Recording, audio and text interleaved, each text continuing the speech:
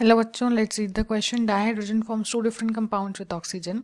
One of the compound A is most stable while other B is highly unstable and slowly decomposes to form A along with colorless gas C.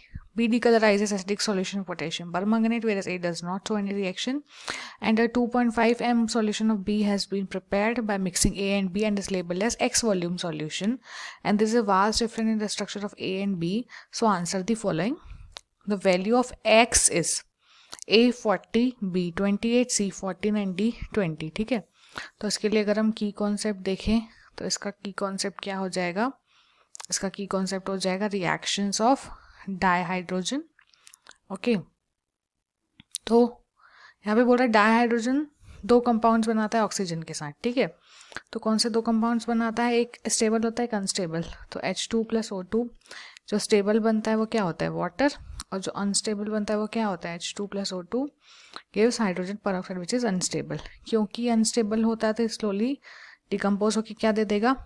Water और half O2 gaseous which is C. फिर बोल रहा है जो B होता है H2O2 वो decolourise कर देता है KMnO4 को. यस, पोटेशियम परमैंगनेट को क्या कर देता है? डिकलराइज कर देता है.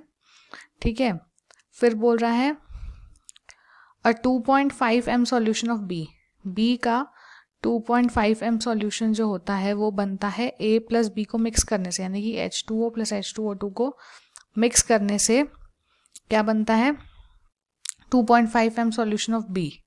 ठीक है, जिसको हम बोलते हैं एक्स वॉल्यूम, है ना. और बोल रहा है there is a vast difference in the structure of A and B. और A और B के स्ट्रक्चर में भी वास्ट डिफरेंस होता है ना. वाटर कैसा होता है? Bent shape. और हाइड्रोजन परऑक्साइड कैसा होता है? Boat shape.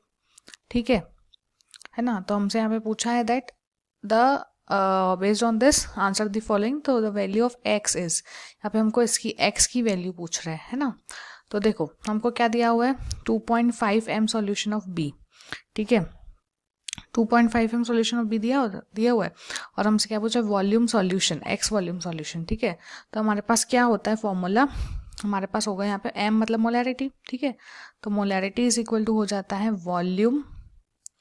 Volume strength upon 11.2. ठीक है, तो हमसे यहाँ पे क्या पूछा है? Volume strength V x volume. तो क्या हो जाएगा? मोलैरिटी कितनी दी हुई है? 2.5, है ना. तो 2.5 is equal to V upon 11.2. तो V क्या हो जाएगा? 2.5 into 11.2 which is what? Which is 28. ठीक है, तो हमारा जो आंसर है वो क्या आ जाएगा? V is equal to volume strength जो पूछा ना, X volume solution 2.5 into 11.2 that is 28. Okay, by using this formula. That is molarity is equal to volume strength upon 11.2. So we have the correct answer as x का क्या आ जाएगा? 28. Okay. So the value of x is A 40, no, B 28. Yes, we have the correct answer as option number B, which is 28. Okay. Hope you understood it well. Best of luck.